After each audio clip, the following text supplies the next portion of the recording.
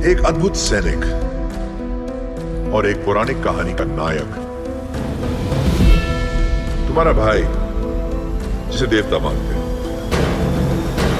जब वो आएंगे, और वो जरूर आएंगे,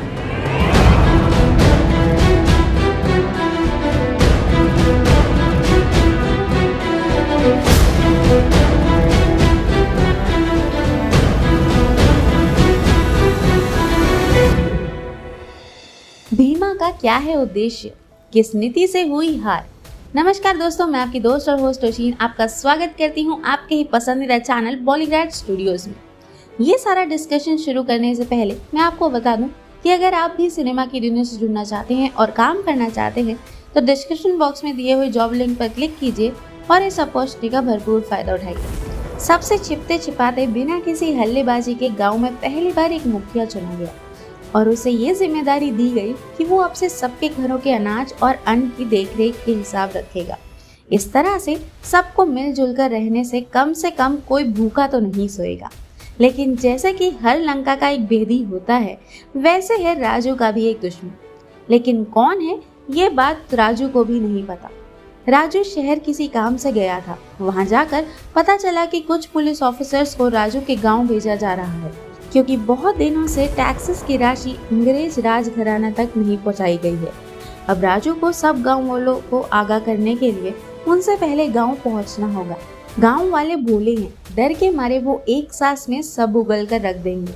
और यही राजू नहीं चाहता कि ये जो बदलाव शुरू हुआ है वो किसी भी कारण से बंद हो।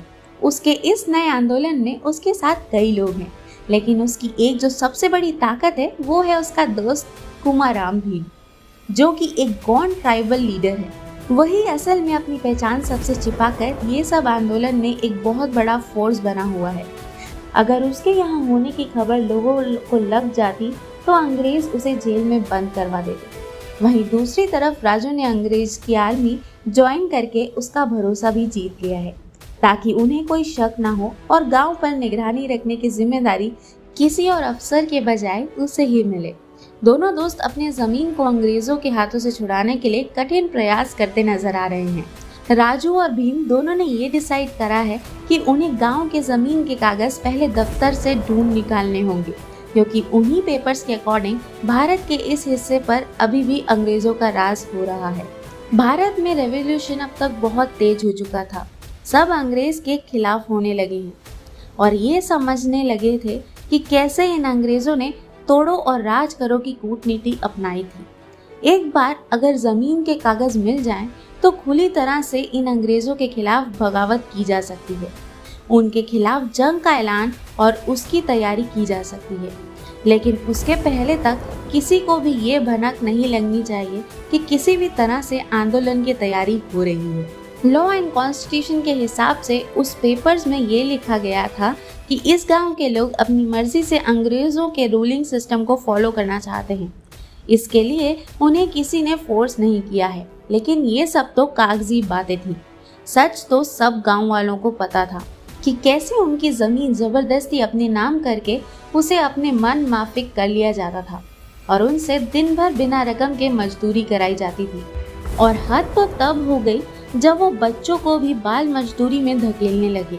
उनसे भी उनके पैलेस में जबरदस्ती काम कराया जाने लगा था। अभी बहुत कुछ है जो राजू और भीम को मिलकर बदलना है। वो लोग ये सब कैसे करते हैं, ये जानने के लिए बने रहिए हमारे साथ इस सफर में। उम्मीद है आपको ये वीडियो पसंद आया होगा, तो लाइक एंड शेयर जरूर कर दीजिएगा। सब्सक्राइब जरूर करें और कमेंट में बताएं कि आपको अंग्रेज की कौन से किस्से याद हैं या पता हैं। मिलते हैं अगली वीडियो में, तब तक के लिए नमस्कार।